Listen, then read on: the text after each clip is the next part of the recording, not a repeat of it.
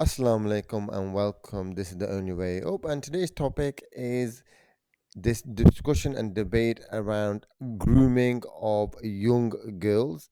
This is a historical incident, but it's been brought up again through the intervention of Elon Musk on X, and it's raised a whole debate about the abuse of young girls, and it's focusing particularly on the role of Pakistani men, Muslim men in these incidents.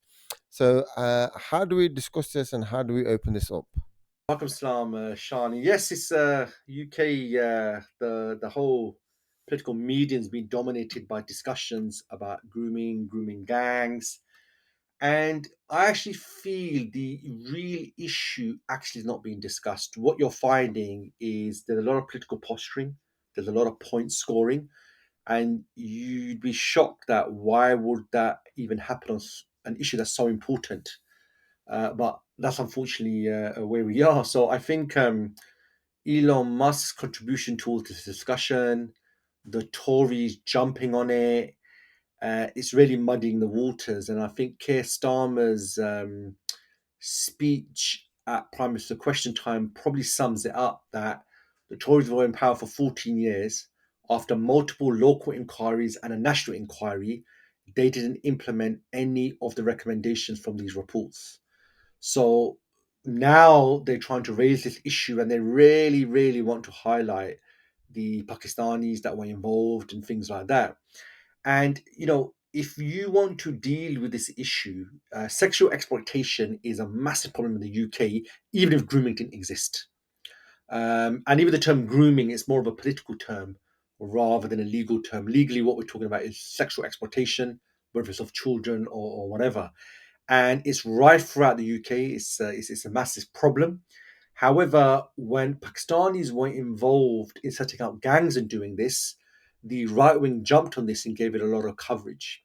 And what they've tried to do really is present this as a very unique Pakistani problem that they target white girls, that there's something wrong with their culture, their medieval culture, or the alien culture, as one minister said.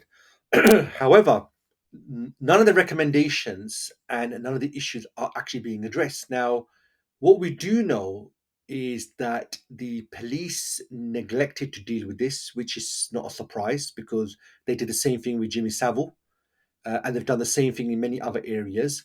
And actually, what transpires, Shani, is in cases where there were interviews between girls that were exploited, young girls, even as low as 14, and with social workers.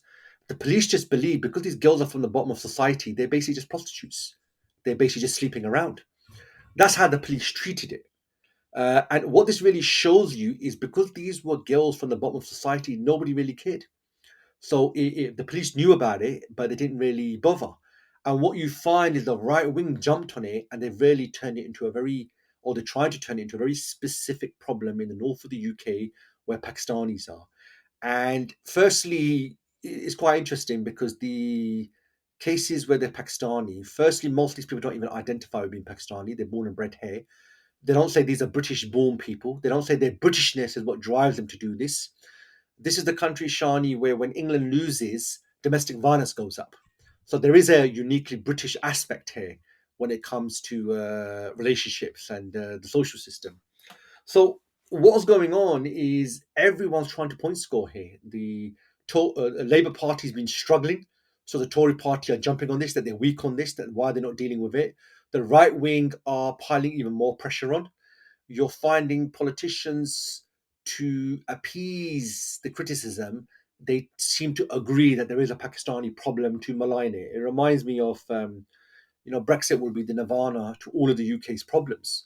So the discussion is becoming really messy, and you'd think in an issue like this, you get the experts, they look at the issue, and the experts then put recommendation, the government implements it. For a debate like this to take place in the public realm, where people are so misinformed, it just reminds me of Brexit all over again, where people are so misinformed, and now we know many people feel we shouldn't have actually Brexited, and this is a problem that's rife throughout Europe, throughout the West. Child sexual exploitation generally is such a massive problem that really to push it onto Pakistanis actually misses the point. And unfortunately, because politicians are point scoring, that really doesn't help dealing with the underlying issue. Yeah, I think there's an aspect of okay, let's look at this. There's outrage about abuse to girls. Absolutely, it's wrong for girls or women to be abused. Uh, let's widen this discussion about abuse. Let's look at the abuses that girls and women go through, from the pressure from superstars, music videos, from actresses, from influencers on young girls to dress in a certain way, to act provocative at a young age, to affect their minds that so they aspire to lewd behaviors.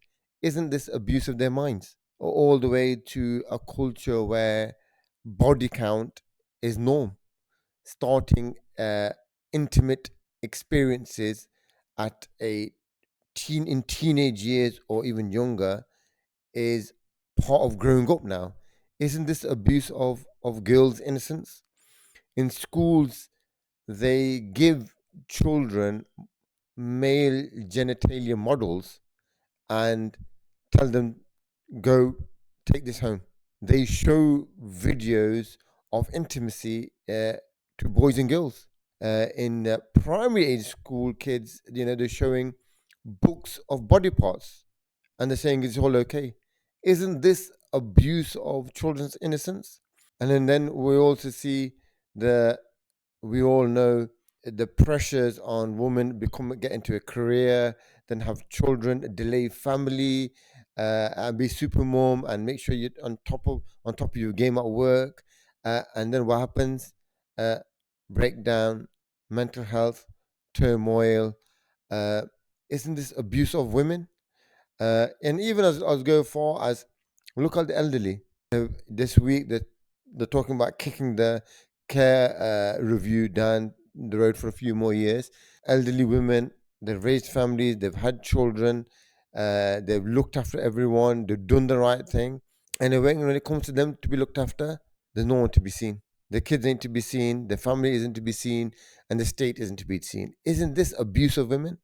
So I think, yeah, if we're going to call out abuse, which it should be called out, let's look at the whole spectrum of abuse that women go through.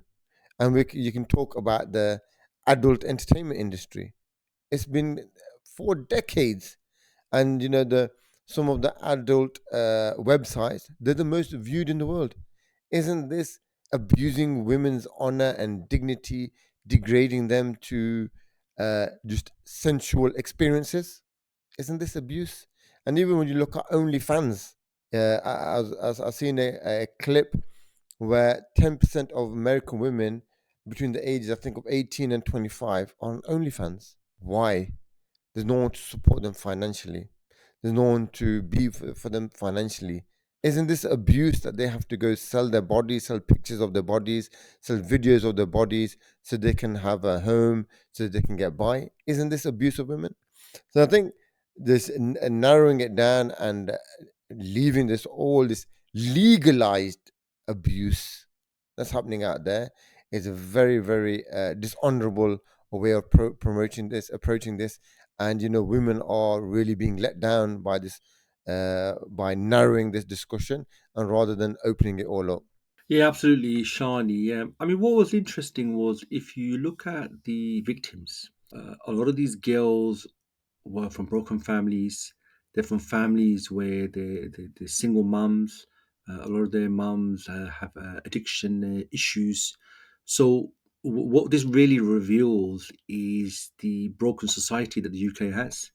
And what's happened, unfortunately, is some people around here took advantage. They exploited it. And absolutely, the girls are victims here, and the perpetrators, they need to obviously be brought to justice. They took advantage, but there is a deeper problem here that you have a broken society. You have so many people in single parent homes, in broken homes, and that makes them vulnerable.